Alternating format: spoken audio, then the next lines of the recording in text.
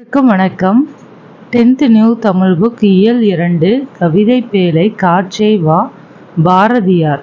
நம்மை எப்போதும் சூழ்ந்திருக்கும் இயற்கையை நாம் என்றேனும் உற்று பார்க்கிறோமா? இருளில் நடந்தாலும் வானத்து விண்மீன்களையும் நம்முடனேயே நடந்து வரும் நிலவையும் கண்டு மகிழ்கிறோமா? காடு, மலை, அருவி, கதிரவன் இவற்றோடு இயைந்ததே இயற்கை வாழ்வு. நீரின்றி அமையாது உலகு என்றார் போல, காற்றின்றி அமையாது உலக உயிர் இயக்கம் என்பதையே வெவ்வேறு கோணங்களில் காலந்தோறும் கவிஞர்கள் பலரும் பாடி வருகிறார்கள். காற்றே வா, மகரந்த தூளை சுமந்து கொண்டு மனத்தை மயிலுறுத்துகின்ற இனிய வாசனையுடன் வா. இலைகளின் மீதும் நீரலைகளின் மீதும் உராய்ந்து மிகுந்த பிராண ரசத்தை எங்களுக்கு கொண்டு கொடு. காற்றே வா, எமது உயிர் நெருப்பை நீடித்து நின்று நல்லொளி தருமாறு நன்றாக வீசு. சக்தி குறைந்து போய் அதனை அவித்து விடாதே. பேய்போல வீசி அதனை மடித்து விடாதே. மெதுவாக நல்ல லயத்துடன் நெடுங்காலம் என்று வீசி கொண்டிரு. உனக்கு பாட்டுகள் பாடுகிறோம், உனக்கு புகழ்ச்சிகள் கூறுகிறோம், உன்னை வழிபடுகின்றோம். பாரதியார் கவிதைகள். சொல்லும் பொருளும். மயலுறுத்து, மயங்கச் செய், பிராணரசம், உயிர்வழி, லயத்துடன், சீராக.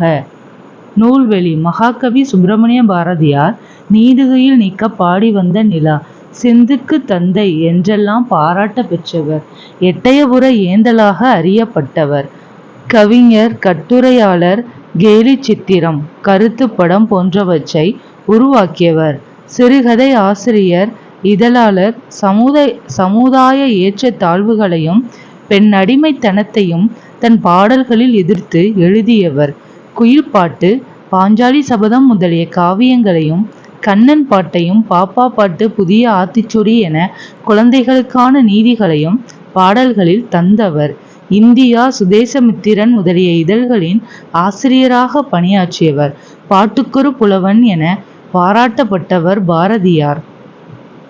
இவருடைய கவிதை தொகுப்பிலுள்ள காற்று என்னும் தலைப்பிலான வசன கவிதையின் ஒரு பகுதியே பாடப்பகுதியாக இடம்பெற்றுள்ளது. தெரிந்து தெளிவோம்.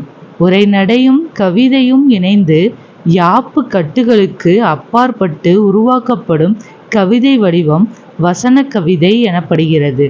ஆங்கிலத்தில் ப்ரோஸ் போயட்ரி, ஃப்ரீ வேர்ஸ் என்று அழைக்கப்படும் இவ்வடிவம் தமிழில் பாரதியாரால் அறிமுகப்படுத்தப்பட்டது. உணர்ச்சி பொங்க கவிதை படைக்கும் இடங்களில் யாப்பு தடையாக இருப்பதை உணர்ந்த பாரதியார் இவ்வடிவத்தை இலகுவாக கையாண்டுள்ளார். இவ்வசன கவிதையே புதுக்கவிதை என்ற வடிவம் உருவாக காரணமாயிற்று. திக்குகள் எட்டும் சிதறித் தக்க தீம் தருகிட, தீம் தருகிட, தீம் தருகிட, தீம் தருகிட, பக்கமலைகள் உடைந்து வெள்ளம் பாயுது பாயுது பாயுது தாம் தருகிட,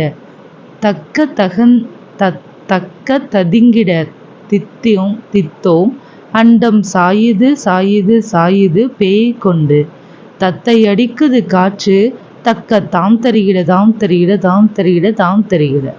பாரதியார். நன்றி.